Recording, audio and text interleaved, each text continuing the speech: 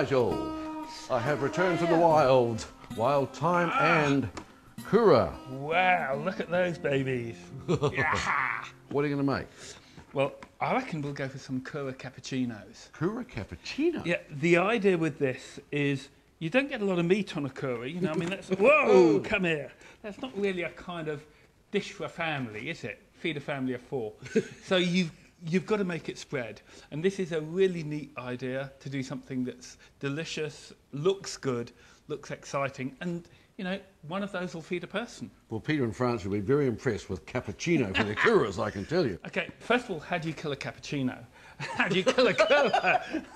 Well, you kill a cappuccino by drinking it. You can just pop them in boiling water, and I don't think it hurts them, but I do it the kind way. I just drop them in just like this. You see what happens? This is just tepid water. It's 40 degrees exactly. I'm bored now. Just going to put more in. And they just go to sleep. It's like an anaesthetic. It's just, you see what's happened? Yep. It's amazing, isn't it? And just literally 30 seconds in there and they're unconscious.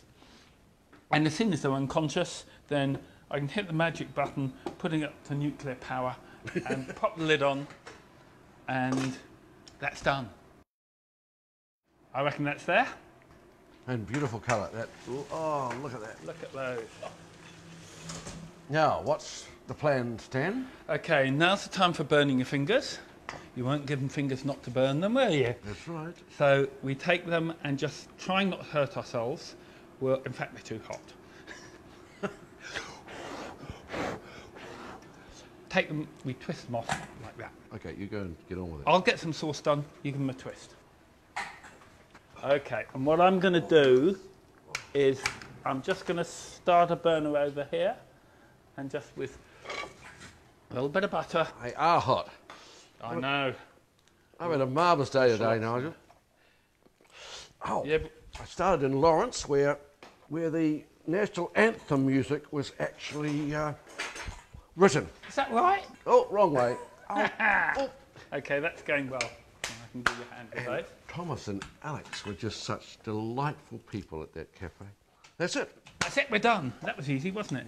Now then, the tricky bit. Can you take them out this? Oh, thanks very much. And I'm just going to go throw these straight in here. And at this point, we need a persuader. I just need to crush these down. This is a number 2 persuader. Otherwise, oh. The number 2 persuader. What's the number 1 persuader? The 1 iron or something? It's the one that's normally referred to as a Birmingham screwdriver. Now, the large mallet. But we just need to crush these shells down a bit, get all the flavour we can out of them. Water in there and a little bit of white wine. Not too much, because I don't want this to get too acidic. But what we're going to be doing here, Noilly Prat. Noilly Prat is the secret to fish cooking. And it's one of those things, you've got a whole pile of the things that the professional chefs use here, and domestic cooks never do. And so we're just going to heat up those heads and make a stock here. And I'm just going to take lots of these shallots and mix them with the Noilly Prat, and that's the basis of the cappuccino. That's the coffee in the cappuccino. That's just about there now. And we're just getting a really nice, rich koura broth. I'm going to extract all that flavour from the koura. That's the juice we want. Colour. Colour's great, isn't it? We're just going to let that drain through, and we're going to add the shallots. Pop that in there, and any more that drains through will catch. We're not going to waste it. There you go. Why is it called cappuccino? Well, just because we're going to serve it in a little cup, and it'll look creamy and foamy like a cappuccino. That's all. It's a way of being stingy, basically. It's instead of a big bowl of it. But it's so concentrated, you only want a little bit, just want a little taste. Well, if it was in Auckland, we'd be calling it the latte, koura latte. It'd be a koura latte. That'd be an interesting one, wouldn't it? Okay, I think we're getting close to the cream now.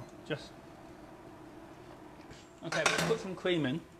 You're the cream in my coffee. The Swedes are crazy about these things. In summer, they have these big parties. I think there's a lot of streams in Sweden, and they have a lot of time to, you know, pine for the fjords and that kind of thing, you know. But no, it's massive. You go to, you know, koura parties in Sweden and Norway in summer. And they call them koura? No, they call them crayfish. Oh. Or do they? Don't know what they call. No, I think they're called crayfish. I can't do Swedish. Can you do Swedish? No. No. I've got a Swedish lady coming to stay tonight. She could tell me how they say crayfish. She could also tell us how they cook. You'd like her. She's about this tall and blonde. I'll bring a bucket. How about that? That's getting cappuccino-y, isn't it? Time. Time. You got the time, old boy. I've always got time for you. That's Look lovely. at that. And then that'll just infuse, just to give it a little lift. I think that's reduced down nicely now. Oh, the coffee Turn that off. plunger. And just there it goes. It is going to be. I've never seen anything like this before. It's just That'll be enough. Do you want to give it a plunge? a little plunge. A little plunge, just to take out any shallots or bits and pieces. And then we're going to take a tail. Take a tail. Look, hey, we could just kind of slide the head on there like that. Maybe put a claw on there like that. There. Yes, we him have two claws, you can and the have other two guy. Yeah, claws. well, he's got the head. This guy's got two claws. Okay, and we just pour in the cappuccino. Oh, fabulous!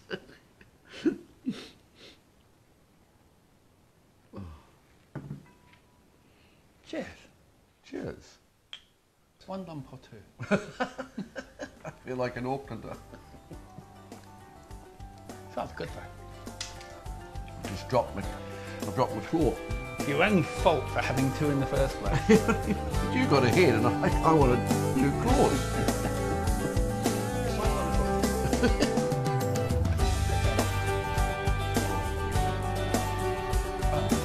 Time comes so beautiful. I'm pleased with that. Put it out again. Grab one of those. We can have a dunk, can't we? Dunk. Well, this is the first time I've ever had. It's so rich.